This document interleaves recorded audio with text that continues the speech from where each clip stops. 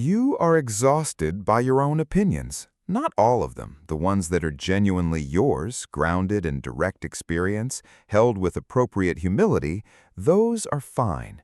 The exhausting ones are the others, the opinions you have accumulated and now must maintain, the positions you have taken and must defend, the certainties you have organized your identity around and that require, therefore, continuous vigilance against the evidence that keeps arriving to complicate them. Most people have more certainties than their evidence actually supports, not because they're stupid or dishonest, because certainty feels safer than uncertainty, because the culture rewards the confident conclusion and penalizes the honest admission of not knowing, because the self that has built a coherent worldview is the self that knows how to act, how to align with its tribe, how to feel that its life has direction and purpose. And the cost of this certainty, the specific, grinding, rarely named cost, is the constant effort of maintenance, the vigilance, the defending, the managing of incoming evidence that does not fit, the exhaustion of being always, in some background process, at war with the complexity of a world that will not conform to the picture you have decided is correct. Pyrrho of Elis, the 4th and 3rd century BC Greek philosopher who is almost unknown in popular culture and whose influence on every subsequent philosopher who took skepticism seriously is enormous, had a different proposal. He said, suspend the judgment, all of it, not just the judgments you suspect are wrong, the whole project of deciding how things fundamentally are. And in the suspension, he said, not as an expectation, but as the documented result of actually doing it, something happens that no amount of confirmed certainty can produce. Ataraxia, tranquility, the specific, available, entirely natural peace of a mind that has stopped fighting the world into a shape it will not hold. There's a specific tension that the opinionated life produces and that most people have come to accept as the normal texture of consciousness. The background hum of the unresolved argument, the position being held against the evidence that keeps complicating it, the person who disagrees with you that you have mentally debated 7 times this week without resolution, the question you have decided you know the answer to and that keeps presenting new material that the decided answer cannot fully account for. The modern information environment makes this worse by several orders of magnitude. You are exposed daily to more competing claims, more contradictory evidence, more confident conclusions pointing in incompatible directions than any previous human being in history. The rational response to this volume and complexity is more uncertainty. The psychological response, because certainty is safety and uncertainty is exposure, is more rigidity, more firmly held positions, more vigorous defense of the worldview that cannot comfortably absorb what keeps arriving. Pyrrho looked at this not as a modern problem, but as the permanent condition of the opinionated mind. And he said the problem is not the uncertainty. The problem is the attempt to resolve the uncertainty through the kind of definitive judgment that the evidence available never fully supports. The suffering is not in the not knowing, it is in the insisting that you know, and the endless, exhausting, ultimately futile effort to maintain that insistence against the world's refusal to conform. His solution is not resignation, it is the specific, philosophically serious, experientially available practice of suspending the judgment that was producing the tension, and discovering that what remains in the suspension is not the abyss that the certainty-seeking mind fears, it is the tranquility that was always there underneath the noise. Pyrrho of Elis was born around 360 BC in Elis, in the northwestern Peloponnese. He studied with several philosophers in Greece before accompanying Alexander the Great's military campaign to the east in 334 BC, not as a soldier, but as a member of the philosophical and intellectual entourage that accompanied the campaign. In India and Persia, he encountered the naked sages, the gymnosophists and the magi, whose practice of radical indifference to external conditions made a profound impression on him. He returned to Elis and lived there for the rest of his long life. He died around 270 BC at approximately 90 years old, in what his contemporaries described as a condition of extraordinary equanimity. He wrote nothing. He left no texts. What we know of his philosophy comes through his student Timon of Phlius, who wrote several works describing Pyrrho's teaching, and through the later Sextus Empiricus, who systematized what became known as Pyrrhonian skepticism into the fullest surviving account of ancient skeptical philosophy. He was famous in his time for a quality of unperturbedness that his contemporaries found simultaneously admirable and slightly alarming.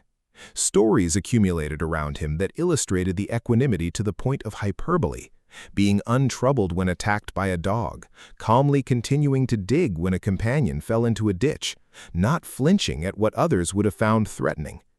The stories are probably embellished. The consistent testimony of people who knew him that he had achieved, through his practice, a quality of peace that external events could not easily disturb is probably accurate. His equanimity was not the result of not caring about anything.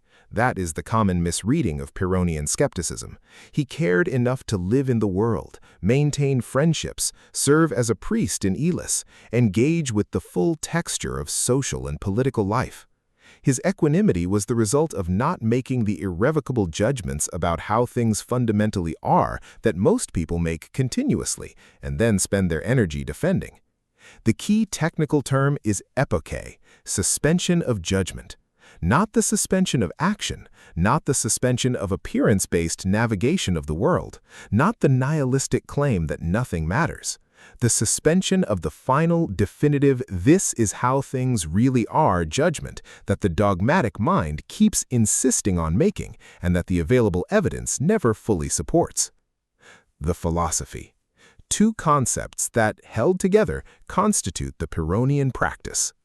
The first is the Isostheneia, the equal weight of opposing arguments. Pyrrho observed that for virtually every claim about how things fundamentally are, an equally compelling counterclaim can be made. Is pleasure good? The ascetic tradition says the pursuit of pleasure produces suffering. Is virtue sufficient for happiness? The evidence of good people destroyed by circumstance argues against it. Is the world made of atoms, of forms, of the one, of nothing?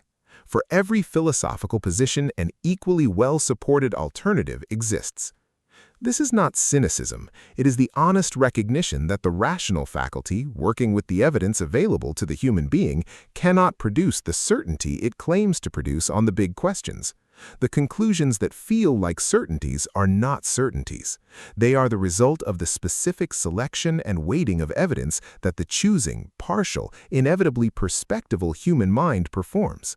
And the recognition of this, the genuine, philosophically honest recognition that the judgment you are prepared to defend with such conviction is not as well supported as the conviction feels, is the beginning of the practice. The second concept is the epoché itself, the active, disciplined suspension of the judgment that the recognition of Isostheneia makes possible. Not the passive admission that you don't know, the active, deliberate, practiced choosing to not arrive at the definitive conclusion, to hold the question open, to engage with the complexity without forcing the resolution. To be, in the presence of the genuinely uncertain, the person who says, the evidence does not support a final verdict, and find in that admission not the anxiety of the unresolved, but the relief of the person who has stopped fighting. And what follows from the epoché, what Pyrrho found and his student Timon documented, and what Sextus Empiricus described as the consistent outcome of the practice, is ataraxia, tranquility. Not the tranquility of the person who has found the right answer, the tranquility of the person who has stopped requiring one, who has discovered that the peace they were looking for on the other side of enough certainty was available all along on the other side of the certainty project itself. This is the Pyrrhonian reversal. Most people are seeking tranquility through certainty. Build the right worldview, confirm it sufficiently, and the peace of having figured things out will follow. Pyrrho says the sequence is backwards. The tranquility comes not from the confirmed certainty, but from the released demand for it. Not from knowing how things are, but from stopping the exhausting project of insisting that you do. Now the bridge. Because Pyrrho was a 4th century BC Greek philosopher whose formal philosophical practice was directed at the metaphysical questions of ancient philosophy, the nature of reality, the possibility of knowledge, the basis of ethical judgment. But here is what translates directly into the Tuesday afternoon. The conversation you have been rehearsing mentally for 3 days, the argument with the person who holds the position you have decided is wrong, the political certainty that is costing you the relationships of people who do not share it, the verdict you have reached about the person who disappointed you, definitive, final, the story now settled, the professional judgment about the situation that has foreclosed possibilities you are not even seeing because the judgment is in the way.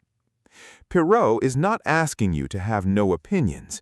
He is asking you to examine which of your opinions are the result of genuine, proportionate, evidence-respecting inquiry, and which are the result of the certainty-seeking mind doing what it does, reaching for the definitive conclusion before the evidence fully warrants it, and then defending the conclusion with the energy that should have been spent on the inquiry. Most of the exhaustion of the opinionated life is the exhaustion of positions you do not actually need. Most of the tension is the tension of judgments that are, under examination, less well supported than the investment in them implies. And the epoche, the deliberate, specific, one judgment at a time practice of suspending what does not need to be decided, produces in increments the ataraxia that Pyrrho found by practicing it fully. Not perfect knowledge, the specific peace of the mind that has stopped requiring it.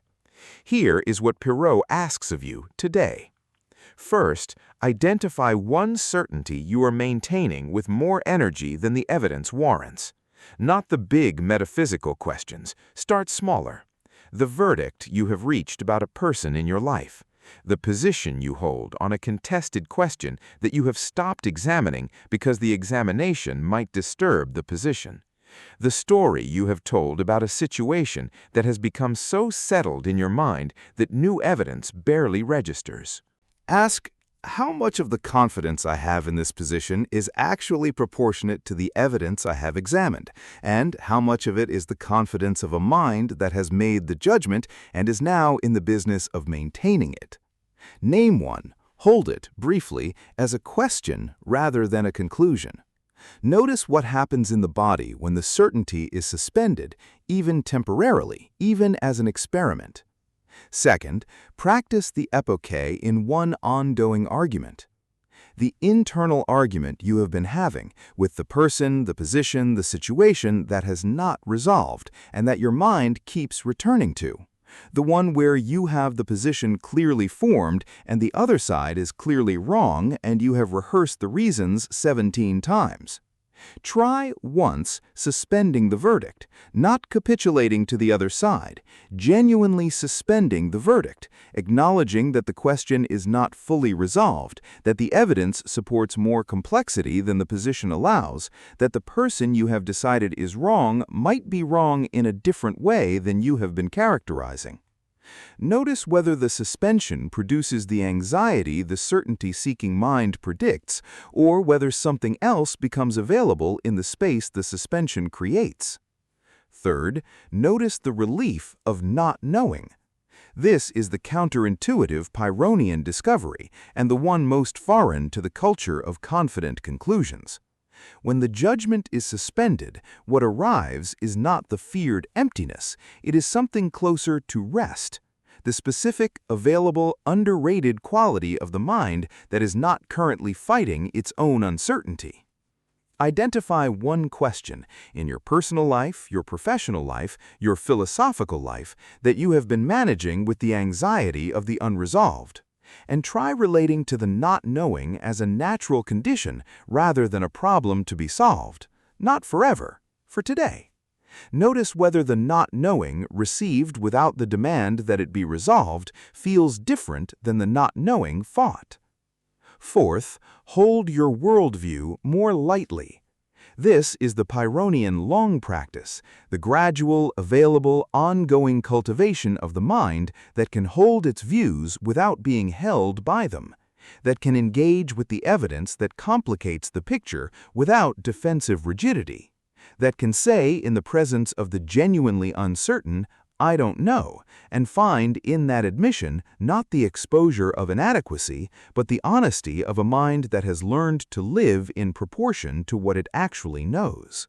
Not the abandonment of values or commitments, the specific Pyrrhonian lightness of a person who has stopped confusing their current best understanding with the final truth, who can revise without crisis, who can hold a position and release it if the evidence warrants, not from spinelessness, but from the philosophical practice of a mind that has made peace with its own limitations. I want to close with the image that stays with me when I think about Pyrrho. Not the ship in the storm that one famous story describes, where Pyrrho reportedly pointed to a pig eating contentedly on the deck while the sailors panicked, as the model of the undisturbed mind. That story is probably more legend than fact. The simpler image. The old man in Elis, living into his 90s, serving as a priest, maintaining friendships, engaging fully with the life of his city, and doing all of it from a quality of inner peace that his contemporaries found remarkable. Not the peace of the person who has withdrawn from the world, not the peace of the person who has found the answers, the peace of the person who has stopped requiring them. He could not prove that tranquility would follow from the suspension of judgment. He found out by doing it. And the finding, documented by his student, transmitted through the tradition, available now in the fragments of Sextus Empiricus and the fragments of Timon, is the testimony of a person who discovered, through the specific, unglamorous daily practice of not arriving at the conclusions the mind keeps reaching for, that what was waiting on the other side of the certainty project was not the void. It was the peace the certainty had been promised to deliver. Here is the question Pyrrho leaves us with today. What certainty are you currently maintaining with more energy than the evidence actually supports? What judgment, held as final, is costing you more than the holding is worth? And what would it feel like, just for today, just in this one instance, to suspend it? Not to abandon the inquiry, to stop briefly insisting on the conclusion. Leave that in the comments, because naming the judgment you are willing to suspend is the beginning of the Epoché. And the Epoché Pyrrho discovered in the 4th century BC, and his 90 years of evidence confirmed, leads somewhere that the certainty never could. Not the final answer, the peace that was always available underneath the looking for one. I'll see you in the next one.